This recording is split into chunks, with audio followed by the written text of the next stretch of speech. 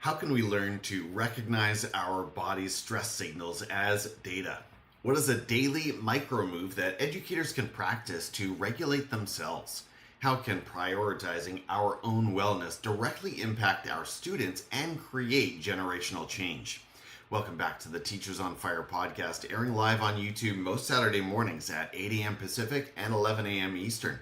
My name is Tim Cavey, and my mission here is to warm your heart, spark your thinking, and ignite your professional practice. Today's Teacher on Fire is Dr. Jen Rafferty. Dr. Rafferty is an educator, author, TEDx speaker, and the founder of Empowered Educator, an organization transforming the culture of education by placing educator well-being at the center of school success. She holds a PhD in educational psychology, degrees in music education, and certifications in emotional intelligence and Neuro-Identity evolution. As a former middle school music teacher, Jen knows firsthand the challenges and joys of life in the classroom and the toll it can take when professional and personal well-being comes last. Her own journey from burnout to balance ignited her mission to help educators reconnect with their purpose, restore their energy, and feel empowered as leaders both in and out of the classroom. Dr. Rafferty is the author of a brand new book titled The Empowered Educator, 10 Lessons to Prevent Burnout, Reclaim Your Joy, and Unlock Your Teaching Potential. You can connect with Dr. Jen Rafferty on LinkedIn, on Instagram at @JenRafferty_, and on her website, empowerededucator.com. Dr. Rafferty, thank you again so much for coming on the show today. My only question for you, my friend, are you ready to light it up? I always am. Thank you for having me. Let's do it. Let's do it. That's fantastic. Well, always am is a great way to operate, and I'm hoping to unpack some of those 10 lessons that you shared in your book here today. Thank you for joining us. If you are live with us this morning on whatever platform you are coming to us on, thank you for being here. We look forward to hearing from you, learning with you. Jen, let's start with this question. You spent 15 years as a music teacher before founding Empowered Educator. What was the turning point that shifted your focus to well-being? Honestly, it was COVID. It was that time where so many things changed for everybody. And there was some special sauce going on at my house too. Right before then, in December of 2019, my husband and I decided we were going to get a divorce. And I ended up moving out of my house the same weekend the world shut down in March of 2020 with my two kids who were 5 and 7 at the time. And so everything changed for me in that moment. And even singing itself, if you remember, it was very scary at that time. So everything I thought I was the day before, all of a sudden I wasn't, which led me to some really confronting questions about who I was and who I wanted to be and how I got to bridge the gap between those two places. I can't imagine that transition at that time, and I'm sure it's been such a watershed moment. I mean, we all look back to COVID simply as its own historical watershed, right? Was it before COVID, after COVID? But you underwent a particularly significant journey at that time. And the Empowered Educator was a positive product. So congratulations now on the publication of the book, The Empowered Educator. Take us through your journey to the book. How did that come about? So similarly, kind of continuing on that journey, as I was kind of going on my own healing journey, I dove further into the research about emotional intelligence, high level mindset work, and my degree that I had started already was focused a lot on educational psychology and cognitive neuroscience. And as a former middle school teacher, cognitive neuroscience, particularly in the adolescent brain, was always so fascinating to me. And at that time, because we had a lot of time, I had the reflection to think about, hey, this isn't just about my students' brains. I also have a brain. And so that kind of took me down this path of learning more and more about how the brain functions and why some of the things that I had been feeling and experiencing weren't just a me thing, it was a human thing. And so that's when I decided to resign from the job that I loved and start my company, Empowered Educator, in the spring of 2021. And I realized that this information wasn't just about me. It really teachers needed this information. Burnout at the time wasn't anything new, but we couldn't ignore it anymore. And so that really set me on this whole journey, which then led me to this book. The timing of everything was really important and very serendipitous at that moment where people were ready to have the conversation about well-being in a meaningful way. And so the book was a product of the work that I had done over the years in starting this company. Going from a middle school teacher to running this business was a huge shift. But as I said, people were ready to have this conversation. So it made the runway for me a little bit easier. 18 months later, I was on the TEDx stage. The company was featured in Forbes a few months after that. And then I was able to get the book deal with Penguin Random House a few months after that. And here we are, just 2 weeks away from the launch date of the book. That's so exciting. Yeah, it really does feel like all of the pieces fell into place for you. So I know, even though while saying that, it's a ton of hard work and research behind it. In your book, you talk about how our body stress signals are data, which is really interesting. I don't know if the average educator thinks about that. How can we learn to understand this data better, and what can we do about it? It's a great question. I know for so many of us, we go through our lives thinking that these high levels of stress is normal, and this is just how it is. This is the way we live our very busy lives, or I'm just getting older and I'm feeling things differently or more deeply. And instead of paying attention, we often ignore it, or we self-medicate with the ice cream in the fridge or the bottle of wine or two on a Friday night, and no judgment about that. But what's really interesting is that our bodies talk to us all of the time.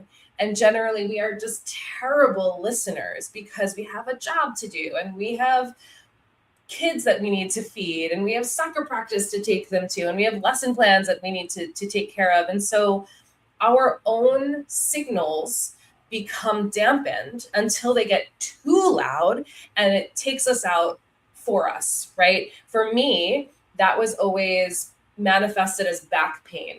Unbelievable back pain, where my body was like, hey, Jen, we have been talking at you for months and you are not listening. So now we're going to shut it down for you. So instead of waiting to that point, what if instead we paid attention to some of these smaller stress signals as information that we need to start listening to a little bit better so we can actively and proactively manage them before it gets to that point? What other, just going a little deeper on that for a moment, Yeah, what please. other stress signals are there? I mean, remember you mentioned in your TED Talk sweating. I mean, I am a big sweater, so that's one of mine for sure. I can get sort of flushed and, heart beating. What are there some other bio signals that we should be on the lookout for? Oh, sure. I mean, this is something I talk about all the time with the group of teachers when I'm usually with them for the first time. Everyone's different, and everyone is really good at identifying when they're asked, how does your body tell you that you're stressed? What happens to you physically when you're feeling stressed? And it's everything from sweating profusely, which is mine too, by the way, headaches, stress rash, heart palpitations, stomach problems. I mean, tightened jaw, your shoulders want to be your earrings. All of these physical symptoms is your body trying to tell you, hey, we're not okay. I need you to pay attention to me. But because there isn't this like big flashing sign saying, pay attention to this right now, we tend to ignore it. And the way our culture is, and the way that we've built our environments, we don't value paying attention to our bodies. We don't have an active line of communication with that. And in fact, we're taught and told not to, that somebody else probably knows better than you about what you and your body need. And so we just don't listen. But if we're paying attention to every time your jaw gets tight, what a difference that can make. You don't have to wait until something tragic happens. Tim, I have lost track of the number of educators who have told me that they or someone they know have had a cardiac event, especially in the last 5 years due to stress. And I'm here saying very loudly that please do not wait until that happens. Value yourself enough to listen to when the messages are present. Well, I wasn't planning to get personal here, Jen, but since you just mentioned that, last Please. fall, I'll just share with my listeners that for one thing, I battle high blood pressure. Just that's part of my default. And then I went through a period right around reporting period in the fall where my heart rate was getting so high that I couldn't sleep at bedtime. And this happened for 2 or 3 straight nights.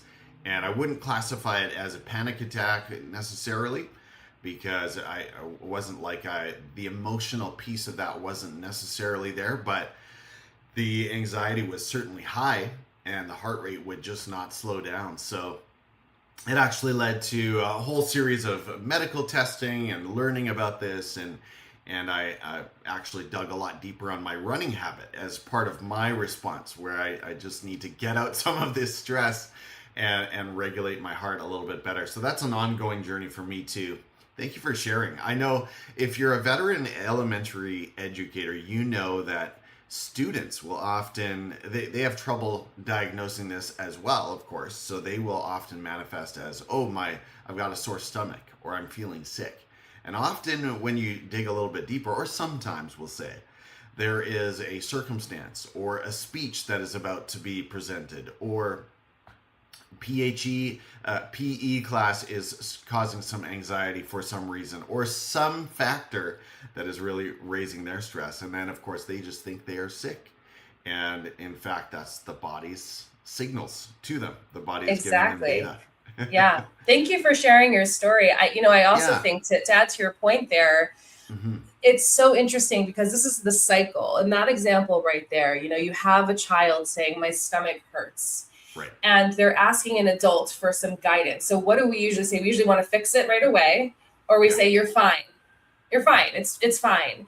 And so what I was just speaking about before, of this disconnection that we have to the knowing of our own bodies, it's cyclical. And so we'll talk about this later, I'm sure. These types of changes, in order to make really big change, needs to start with you and how you have, at the very least, that conversation with your body. So when that student comes up to you and says, hey, my tummy hurts, you start to get curious about, well, what do you think that means? Instead of wanting to fix it right away, we want to continue to encourage that conversation with them and themselves. And we need to do the same for ourselves. Yeah. Kind of makes me think that first aid attendants in elementary settings, maybe secondary as well, needs to be one of their checklist items, right? And perhaps it already is. I'm not really in that world particularly.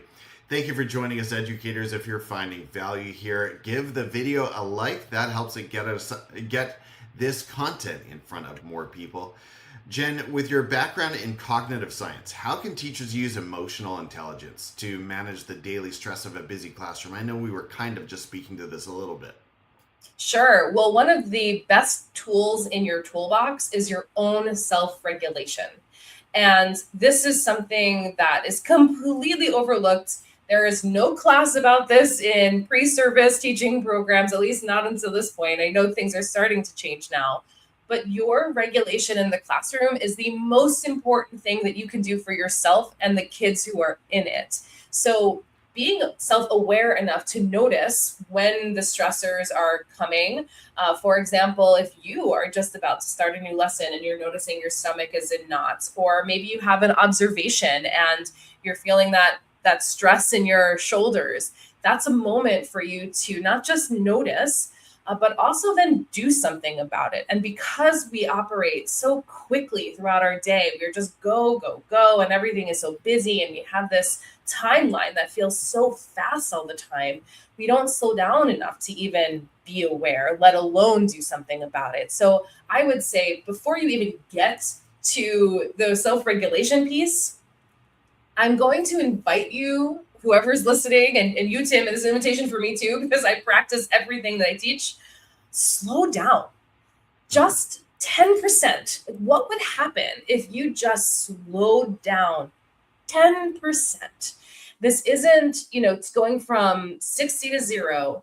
This is really just what would happen happen? Get curious if you walked 10% slower, if you spoke 10% slower, if you responded to that email 10% slower, because that in and of itself is going to allow the space for you to A, notice, and then B, have an opportunity to think about what you actually want to do about it. So emotional intelligence has a lot of skill sets, but before you can even get to any of that, you need to be aware enough to know what it is you need to do. And so I always suggest an invitation to slow down and experiment with it. Pretend it's a science experiment. What would happen if I just did this for the day and just play with it? Mm-hmm, mm-hmm. That's great. My next question was going to be about asking, what is one micro move we can make? So maybe slowing down would be your answer. Going back to just this idea of awareness though, I wonder, would you counsel, or perhaps in your book you've done so already, do you counsel educators to raise their own awareness by doing a journaling exercise or a quick like 5-point checklist of their data signals? or how do you go about increasing our awareness of our own state? That's a great question. So a lot of times where I think this kind of work falls off for people is when it starts to feel like work, because nobody wants something else on their plate to do.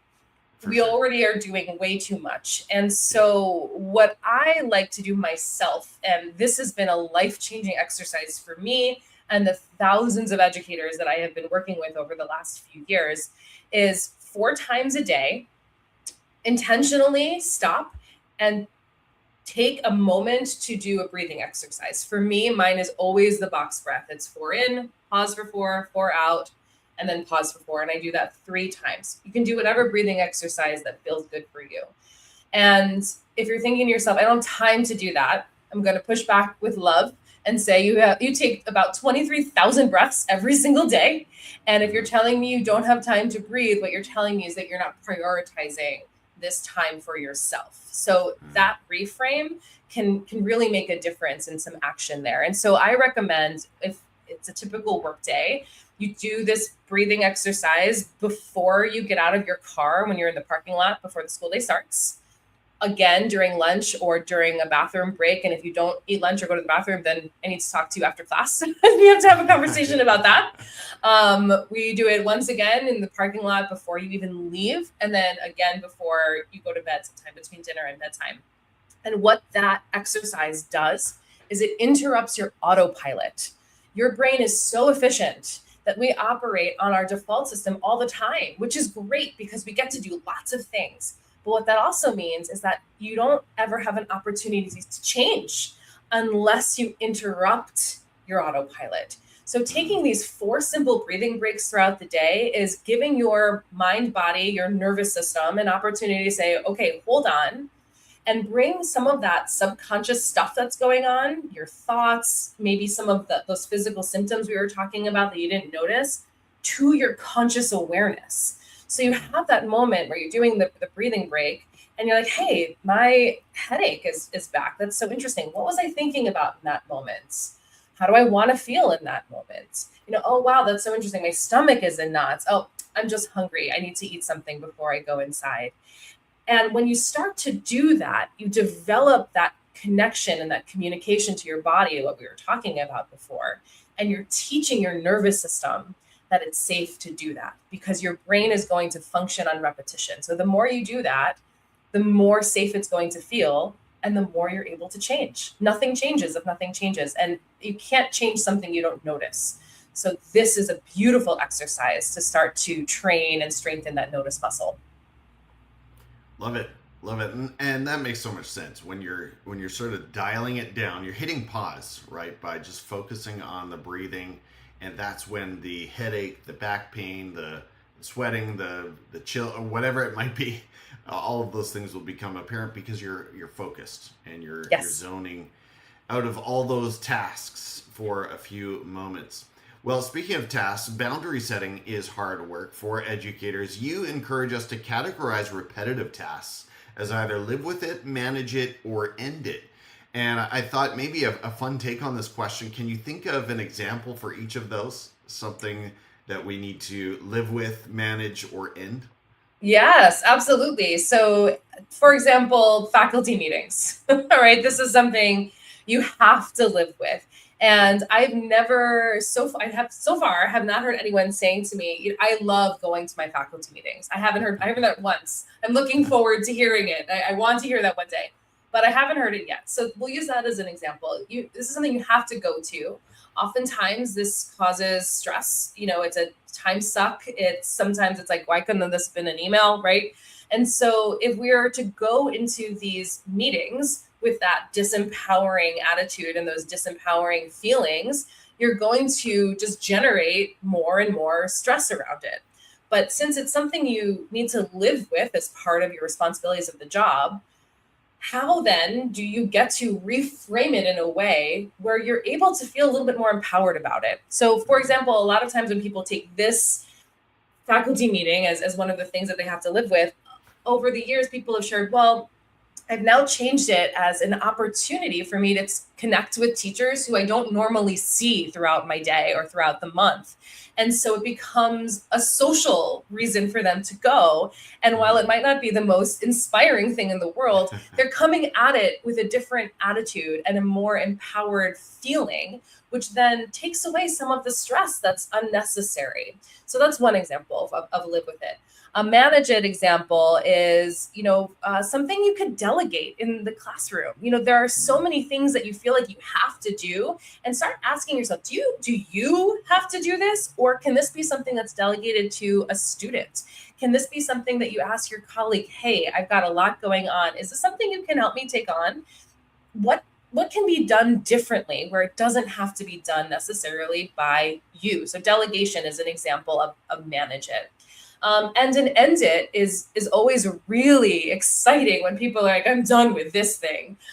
You're in the faculty room having lunch and you're hearing all of your colleagues just complain and gossip, and it's bringing you down. And you're like, well, this is my social hour. I want to get out of my classroom.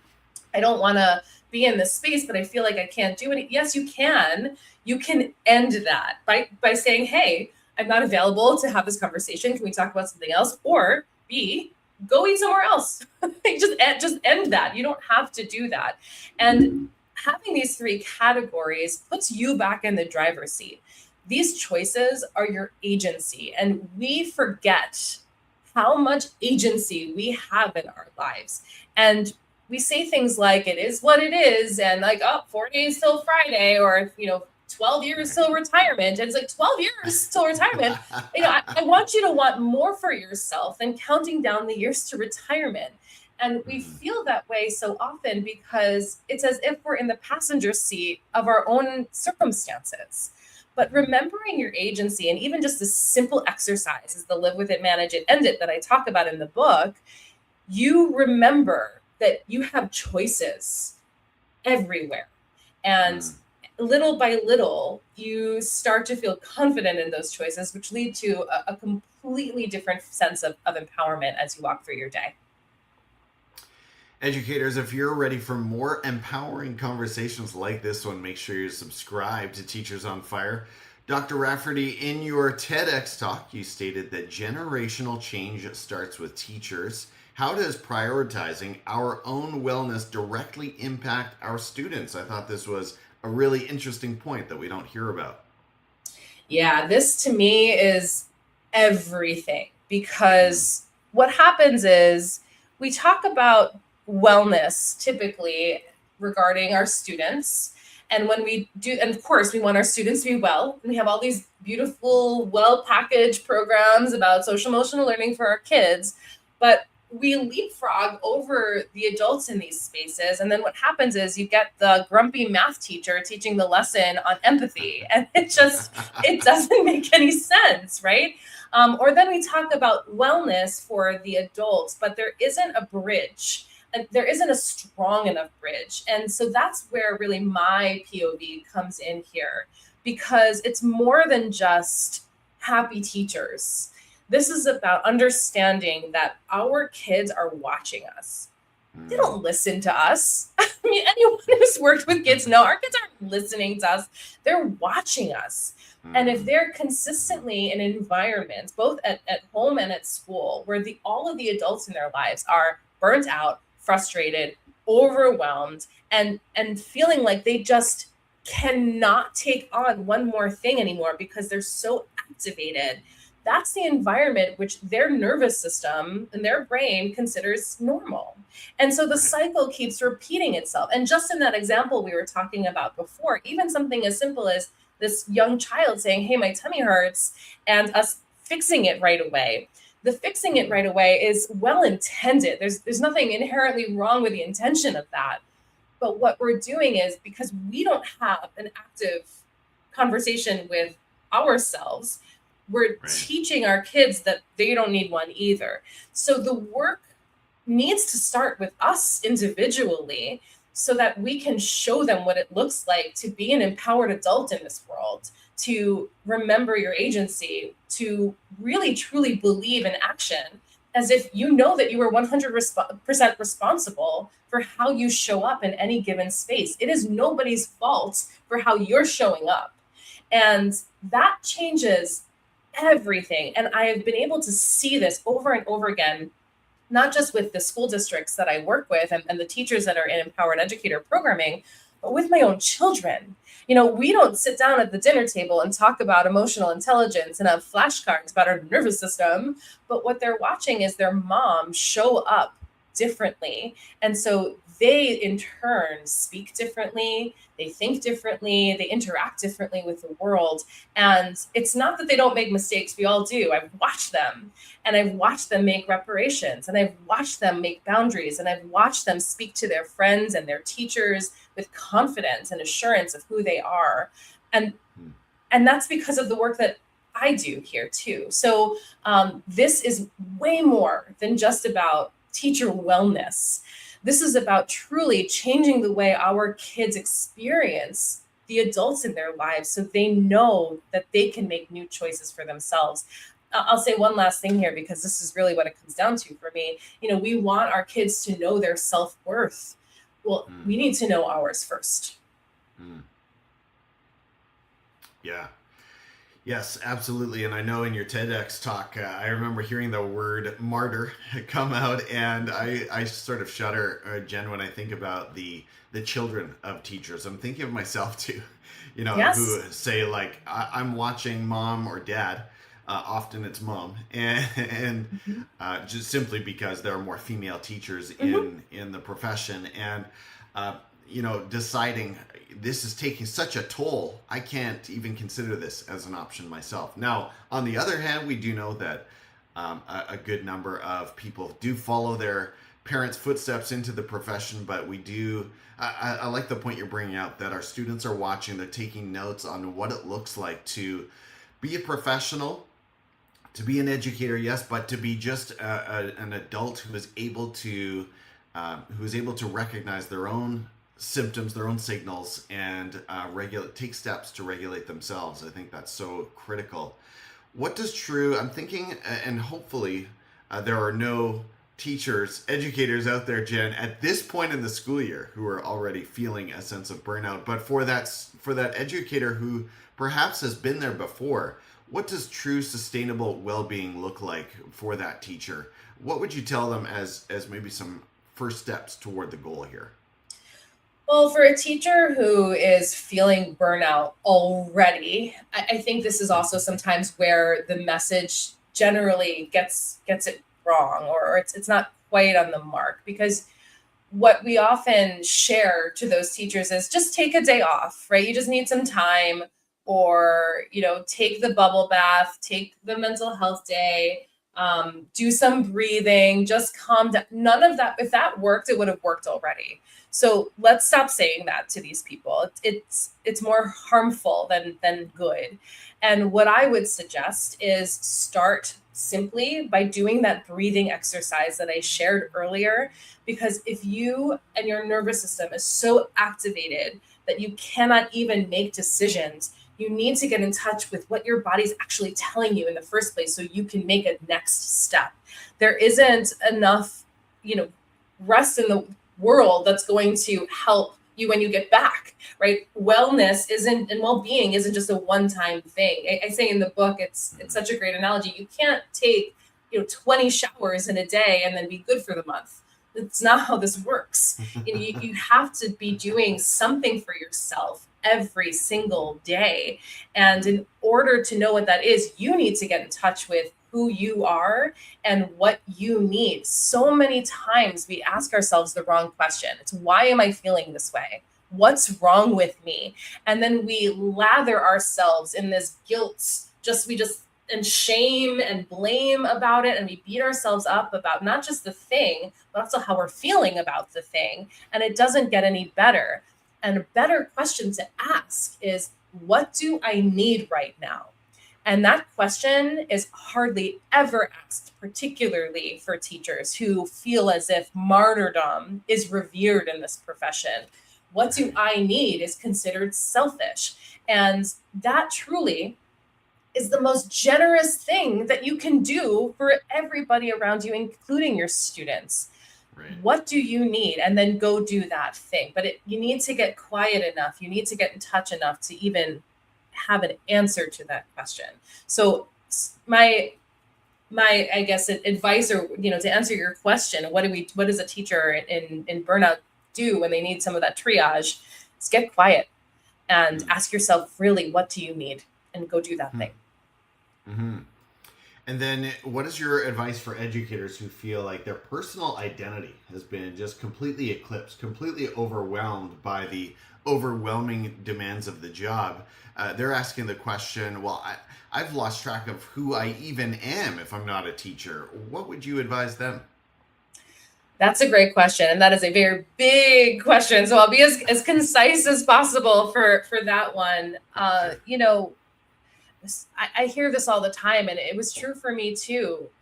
We become our profession, and it is conflated with who we are. And in doing so, everything becomes personal.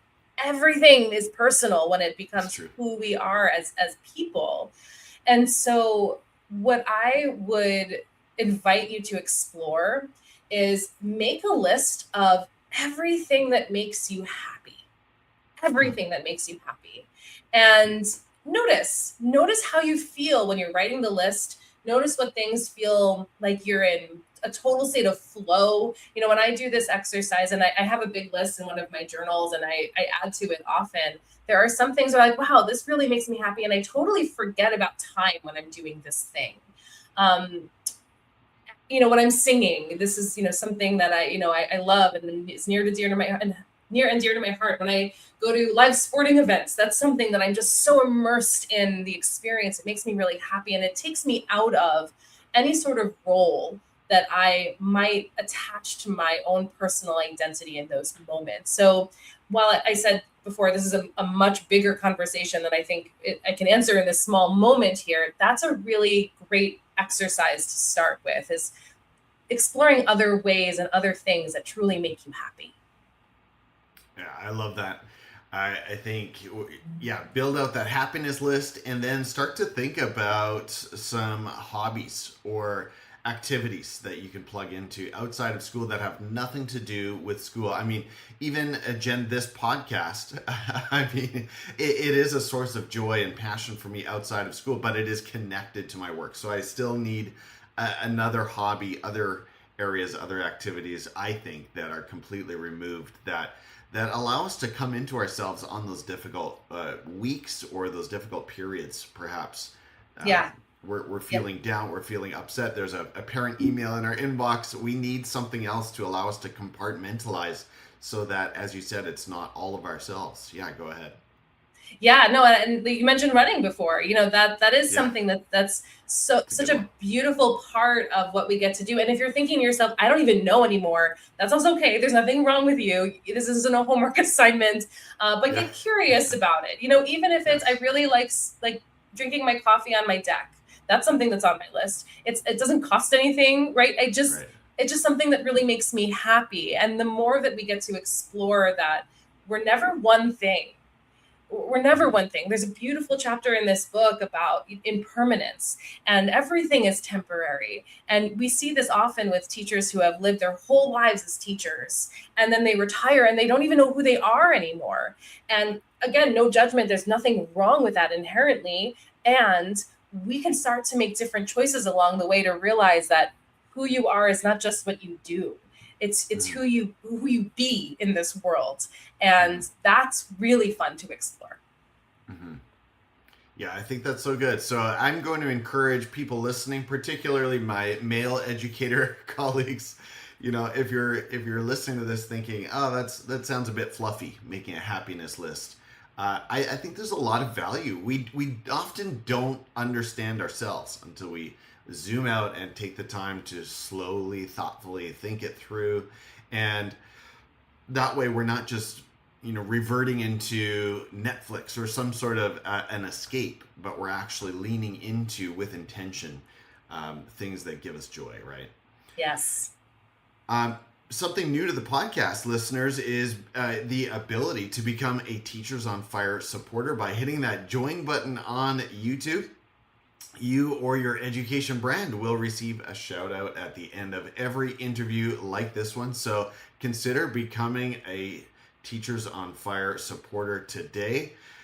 Jen, what are the best ways for Teachers on Fire to connect with you and learn more about your work at Empowered Educator, and of course, the Empowered Educator book coming out soon? Tell us all about it. Yeah, well, one of the best ways to get in touch is through my website, empowerededucator.com, and all the information is there about getting the book and all of the incredible life-changing programming that we have inside of our space. It's a beautiful community of educators. And Instagram, I'm there quite often at Jen Rafferty _ and LinkedIn, same thing. And Facebook is Empowered Educator Faculty Room. That sounds great. Again, thank you so much, Jen, for sharing your time with the podcast today. I know this conversation has been helpful and encouraging for me. It's brought out some personal things that I wasn't planning on sharing, but a lot of good thinking exercises in your content. So thank you so much. Teachers on Fire, I'm your host, Tim Cavey. Grateful that you too decided to spend some of your day listening to this episode.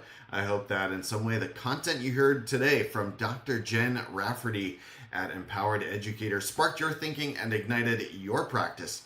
And I'll meet you next week right here on the Teachers on Fire podcast.